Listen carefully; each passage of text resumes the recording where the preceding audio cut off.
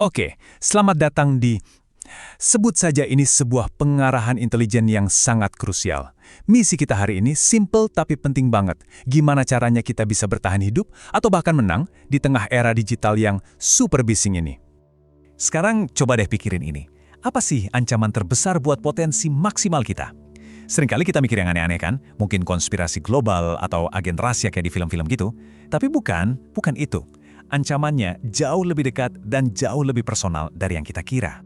Yap, ancaman itu ada di genggaman tangan Anda sekarang. Benda ini, smartphone kita, itulah musuh yang sebenarnya. Kenapa? Karena dia secara aktif dan diam-diam membentuk cara kita berpikir. Dan yang paling bahaya, dia melatih kita untuk berhenti mikir dalam-dalam. Kita diubah dari seorang pemikir jadi sekedar pereaksi.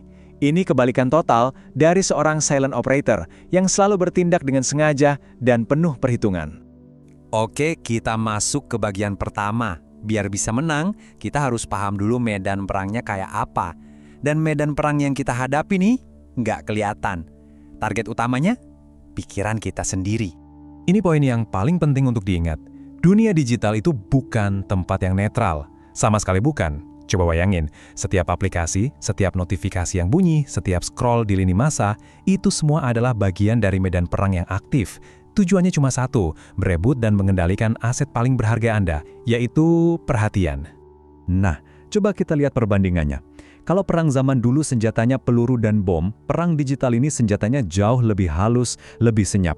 Senjatanya itu dopamin instan setiap kali kita dapat like.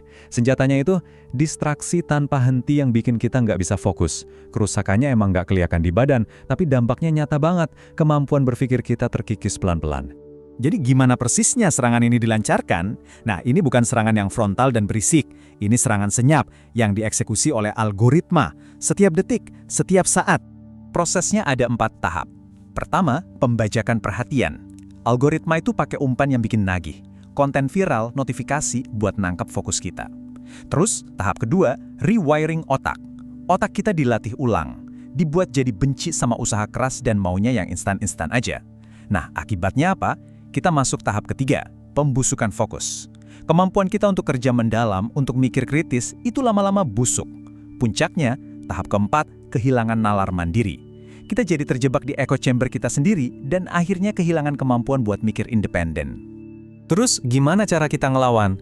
Nah, untuk ngelawan, kita harus definisikan ulang senjata utama kita, yaitu intelijen.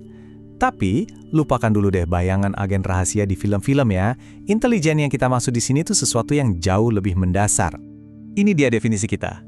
Intelijen sejati itu bukan soal skor IQ tinggi atau main rahasia-rahasiaan. Bukan, ini soal kualitas dan kejernihan berpikir. Kemampuan buat melihat dunia apa adanya, supaya bisa ambil langkah strategis. Dan inilah inti dari seorang silent operator. Mereka itu udah sibuk kelihatan pintar di luar, tapi mereka sibuk untuk jadi jernih di dalam. Kemenangan mereka itu ada di kualitas keputusan yang mereka ambil, bukan dari pujian orang lain. Perbedaannya kelihatan jelas banget di sini. Sistem pendidikan kita kan seringnya ngasih tahu kita apa yang harus dipikirin. Tapi intelijen sejati itu melatih kita bagaimana cara berpikir. Gimana cara menganalisis, cara bertanya, cara menyimpulkan. Tujuannya satu, mengubah kita dari cuma jadi penerima informasi yang pasif, jadi seorang komandan yang aktif atas pikiran kita sendiri. Oke. Kita udah tahu ancamannya apa, kita juga udah definisikan ulang senjata kita. Sekarang, waktunya buka manual perlawanan. Ini isinya adalah taktik-taktik buat serangan balik, buat merebut kembali kendali pikiran kita. Ada 2 taktik utama yang harus kita kuasai. Pertama, kita sebut pola belajar khas. Maksudnya apa?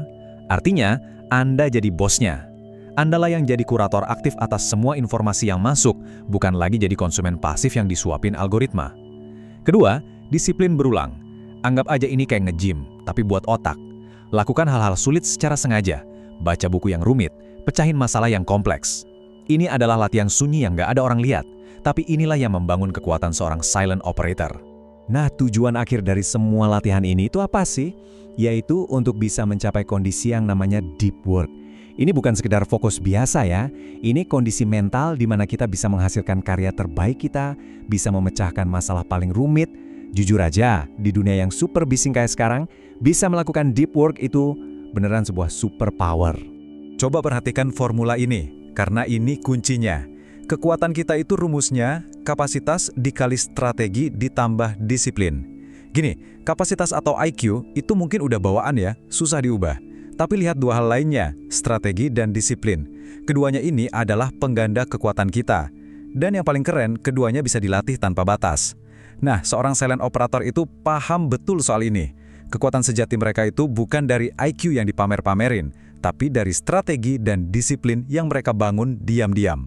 Grafik ini ngejelasinnya dengan gamblang banget. Coba lihat, orang dengan kapasitas biasa-biasa aja, tapi punya strategi dan disiplin yang luar biasa, itu selalu bisa mengalahkan seorang jenius yang malas dan gampang terdistraksi. Jadi, kekuatan Anda yang sebenarnya itu ada di faktor-faktor yang bisa Anda kendalikan, yang bisa Anda latih. Oke, sekarang kita satukan semuanya. Inilah tujuan akhir dari misi kita, menjadi seorang silent operator. Apa itu? Yaitu seseorang yang kekuatannya datang dari penguasaan diri, dari eksekusi yang sunyi, bukan dari tepuk tangan atau pengakuan orang lain. Dan ini adalah protokol operasionalnya. Ada 5 langkah yang bisa langsung Anda jalankan. Pertama, dekonstruksi. Buang jauh-jauh semua mitos lama soal intelijen. Kedua, audit jujur. Lihat ke dalam diri, kenali di mana kekuatan dan kelemahan kognitif Anda. Ketiga, rewiring. Mulai proses untuk membangun kembali otot fokus Anda. Keempat, sinkronisasi. Hubungkan apa yang Anda pelajari dengan rasa penasaran Anda yang paling dalam. Dan kelima, yang paling penting, jalankan operasi. Terapkan ini semua untuk merebut kembali kedaulatan pikiran Anda. Sebagai penutup, saya mau kasih satu pertanyaan terakhir. Coba deh jujur sama diri sendiri. Lihat kebiasaan harian Anda, lihat layar ponsel Anda, lihat kualitas pikiran Anda belakangan ini. Dalam perang untuk merebut perhatian Anda, siapa yang saat ini lagi menang?